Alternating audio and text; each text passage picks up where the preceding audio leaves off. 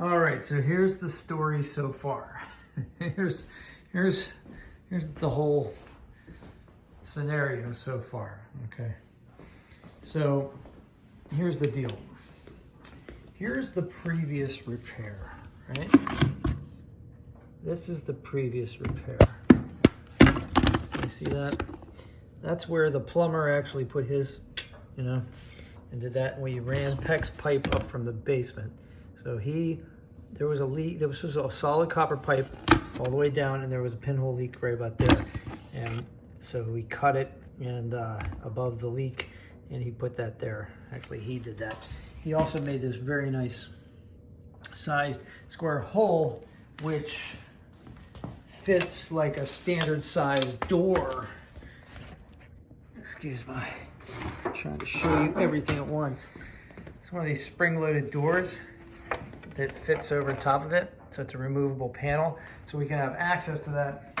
So instead of me drywalling over that, because we knew that something else might happen with this further up, we left that and just that opening, and we put this access panel over top of it, right? So, and it looks fine on the wall.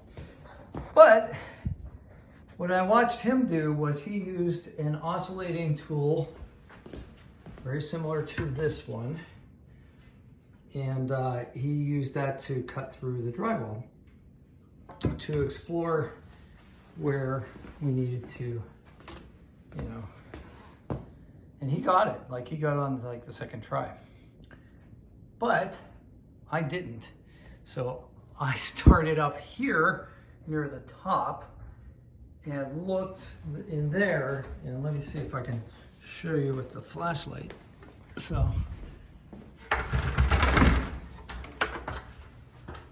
I drilled up here, looked in and saw that the wall was not wet.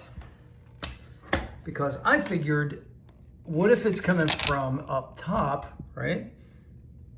But then there would probably be wetness over here or in the hallway. But I just wanted to make sure, it wasn't coming from somewhere at the very top. So we eliminated that possibility.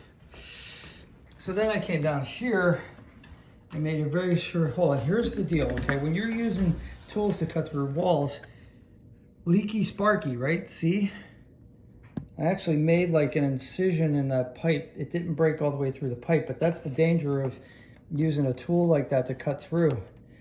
And, but I was taking an educated guess based on where the pipes were previously and how thick this drywall was, because we had already made that cut.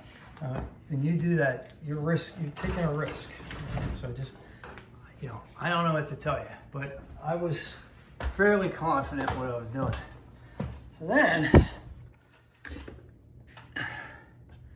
I took another educated guess and went about here, but I ran to like some lath, and you can see that the wall is wet there as well. So then I looked up here and it's dry. You can see it's dry. So here's where the actual pinhole leak was. It was here, and I've placed a piece of tape over that pinhole leak because the leak was shooting into the corner, and I wanted to make sure that maybe it directed away from the wood. I don't necessarily want a whole bunch of wet wood behind the wall. So by putting that extra strong duct tape on the leak, I know I'm not stopping the leak, but it's going straight down the copper pipe now for the most part. And that way it's not getting the whole interior of this wall wet, right? And the thing is, it's a pinhole leak, so even if you turn the water off, it takes a while for the water to stop coming out of that pinhole. And it's the tiniest little thing. It looks like a spider web. Like, it's the hardest thing to spot. So I was doing these exploratory holes to find the wetness, right? So then what I was thinking was I would get a rigid piece of PEX pipe to run down the walls. But it turns out that in a 1/2 inch diameter, they come in 5 foot lengths, and it looks like I need a little over 5 feet in length, right? So I had this leftover flexible PEX, and I ran it through the wall. I fished it down from the top down to the bottom. I tried fishing it up from the bottom. I got stuck right about here. And then, I don't know, something's in here that I could not get past. Coming down from the bottom, it took me several tries to get this fish through. As a result, what I would do in the future, I would take a cap and put it over the end of the pecs to make sure nothing got in there. Well, unfortunately, I didn't do that this time. So when I was pushing it up, it's possible that some debris got in there. So what I will do tomorrow when I make this fix, we're gonna wait until the hardware store is open. Tomorrow when I do this fix, so I'm gonna fish this PEX pipe through. I'm gonna cut a serious amount of length off of this pipe so that I can get to an uncontaminated part. At least that's my idea, because I do have quite a bit of PEX, and that's not a big deal for me. I'm not worried about expense. So, and like I just said, I'm not doing the repair tonight because there is one thing that I need. I need a shark bite fitting that I don't have, because I do have this shut-off valve fitting, which I'm going to use at the bottom. I intend to use at the bottom here. So I actually have a shut-off valve behind that access panel, which I think would be awesome to have in case I need it, because that way I could shut off the water to the second floor apartment, but still have water in the basement if I want to do laundry or something of that nature. So that's cool. The second thing is the fitting that I'm going to use up top, where I have the PEX running into the wall, doesn't have the shut-off valve. It's just this part. It's just the connector. So that's going to cost about $10, $9, something like that. So basically the plan tomorrow is use this Pac-Man looking device to cut the pipe there.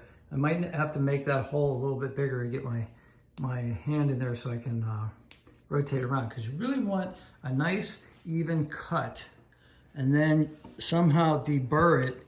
I don't know if I'll be able to get this device in there. I might have to rock it back and forth. We'll see. Maybe I'll have to steel wool it and get the burrs off, because you don't want any burrs when you put the PEX in there, because you want a firm seal. You want to seal. And then, then I'll cut the PEX, and I'll cut it below the repair here. And then, and we should be done. And the pipe is going to probably stay in the wall, the copper pipe. So that's the plan. I don't know. That's my plan. And then, of course, we're going to have to repair the wall, but I'm not too worried about that. I'll show you guys how to do drywall patches in another video, because I'll be doing them. And I'll be redoing this wall, too. And I'll show you how to make the wall look semi-normal. But Mom gets to pick up a new wall color, so that's cool, because this is in Mom's apartment. All right.